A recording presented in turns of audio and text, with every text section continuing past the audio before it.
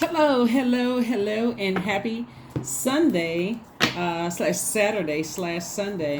We are still experiencing the full moon energy in Sagittarius, which is great because hopefully you all are dreaming bigger. You're looking towards your future, like looking on the horizon, looking towards your future and not necessarily the past. You're making peace with whatever past, whatever you're leaving behind, Taurus.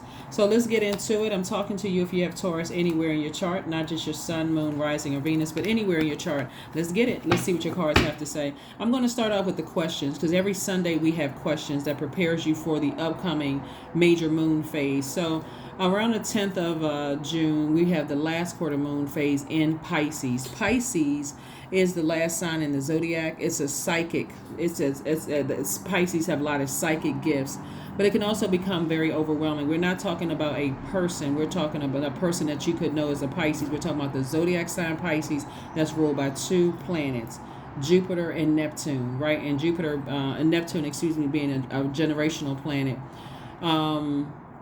But Jupiter being that planet of growth and opportunity. So what do you want to grow? What opportunities there's opportunities coming your way. What do you want to grow? But you also have to release something in order to grow something in another area of your life. So here are the questions for you all. Here are the questions for you.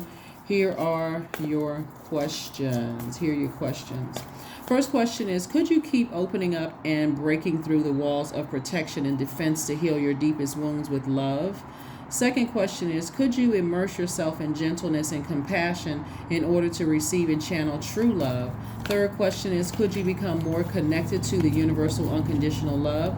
Fourth question is, can you create healthy boundaries so that you don't have to take on others' energy? And then last but not least is, do you clean and replenish your energy daily?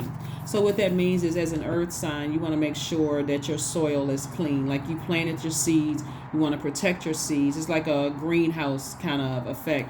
It's like, you know what, I don't want all the toxins from the outside to get into my greenhouse. I planted seeds of whatever seeds you're planting seeds of, prosperity, stability, vitality, loyalty, patience, tenacity, career success. So I'm planting seeds. And so, but if they produce, because I've been contaminated or I've allowed certain energies around and that fruit is contaminated, then I may need to go ahead and release it so I can move on instead of ingesting it.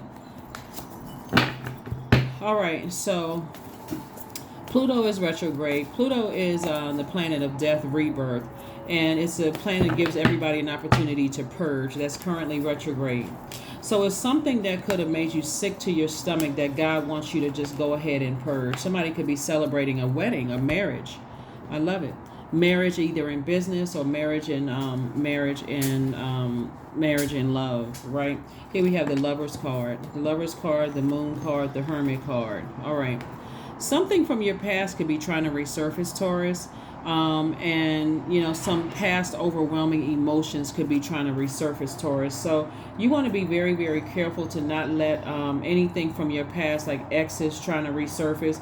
It just seems like whenever something good is about to happen in your life, something from your past tries to resurface. But it's really God saying, I'm testing to see if you're really ready. That could be ex-friends. Now all of a sudden you got a new soul tribe or new soul circle. All of a sudden ex-friends want to resurface. Source is saying you're on a different frequency now, and those energies are not they you all are still on two different frequencies. It doesn't make them good, doesn't make them bad, doesn't make them this, or two different frequencies, and the two won't mix. So every time you look back at some situations from your past, Source is saying it makes you come across as hostile to the people that's around you right now. Leave the past in the past is what Source is trying to tell you, and stay in a posture of gratitude. And I do see somebody victoriously moving forward towards the life that you absolutely love, and not letting any past bad situations that could have happened to you prevent you from, celebrating. Like I said, somebody could be getting married, celebrating something. So congratulations to you all in advance, for some of you all finding your twin flame, whether it's in business and or in love. And twin flame energy is also an energy that inspires you. You feel motivated, you feel powerful around that energy or those energies, because I'm not just talking about a love interest. For somebody's gonna get married, but I'm saying also, even being around your new circle of friends, you feel motivated, you feel powerful, you feel confident, you feel charismatic, you feel strong-willed, motivated, you feel like you're a leader that you were created to be, Taurus. You also feel this mental clarity, like I don't feel like I'm around shady energies, right? That's how it should feel in your romantic relationships. That's how it should feel in the workplace. That's how it should feel in every area of your life, right? If people are using their fire, they're using their fire for good. So so that's how, when all of a sudden you're in this new great energetic space, now all of a sudden people want to return. Sources like, no ma'am and no sir. That's the energy you should be on. No ma'am, no sir. I'm in a good space. I'm good. I'm really good. Like, and not to say, do you have anything negative to say about the past, because you attracted what you were back then. You're not that person anymore, right? You attracted what you are. So as we're celebrating this full moon, some of the things that you can do during a full moon ritual, some of the full moon rituals you can do are divination. You can cleanse and charge your tools under the moonlight. You can make protective amulets. You can cleanse and charge crystals, in the moonlight. You can make moon water to drink. You can also harvest herbs. The thing about letting your past return into your current life right now, or even being a part of your future, is that you're trying to mix in. You're responsible for mixing in that frequency that you used to be on with the frequency that you're currently on. It's not gonna mix, right? So when people say like, well, I'm trying to get all my friends together, and then there's always this. It's not like you're leaving old friends behind, but you're not on that frequency anymore. Some of those old friends may have information about you, like some of the things that you used to do, some of the things that you used to be involved in, those kind of things. And just depending on what it is, it's not like you're ashamed or embarrassed of those things. You were just on a different frequency, or who you were married to, or who you dated, or what kind of lifestyle you led, whatever. You have, especially if those energies, what I'm seeing right here, are on a lower frequency, and their belief systems are like a clashing yours. Like, for instance, let's say let's say, for instance, you used to work in a department, and you now are the supervisor of people you used to work alongside, right?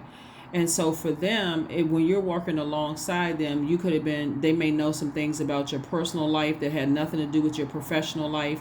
They may know things about, like other stuff, certain people you didn't like in the company or organization.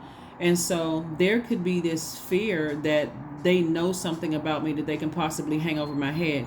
You don't want to be connected to those kind of people anyway. If they can't go ahead and close out cycles and say, you know what, I love you enough to just, be able to congratulate you and just move on with my life. I get it. You really inspired me to up my frequency. Then you don't need to be around those types of people anyway. You don't need to be around people that they are running around here burning other people. You don't want to be connected to those people. So again, you can't even get upset with them, because God already showed you that's the frequency you used to be on. So you're no longer on that frequency. So why would you bring that frequency into a new setting, new romantic relationship? Why would you even bring it? Like, interesting enough, you have some people who so afraid that an ex is going to talk negative about them that they tell the new person about the ex, and the ex is not even thinking about them. And so now you just expose yourself, and now the new person is like, you still in love with your ex? Because you over here talking about your ex like there's a lot of passion in your voice, sound like a lot of hate, or a lot of anger or frustration. Are you sure you haven't healed from that? Same thing with friendships, same thing with everything else. Source is saying, if you're going to be grateful, be in the moment, leave the past behind, move on from it, because it'll make you seem like you're the person who's obsessed. So that's what I'm seeing for somebody. I see somebody moving on from the past. So congratulations. Here we have the Six of Wands. Again, we have the Two of Pentacles. We have the Five of Wands, the Queen of Pentacles, the Four of Pentacles, and also Judgment card.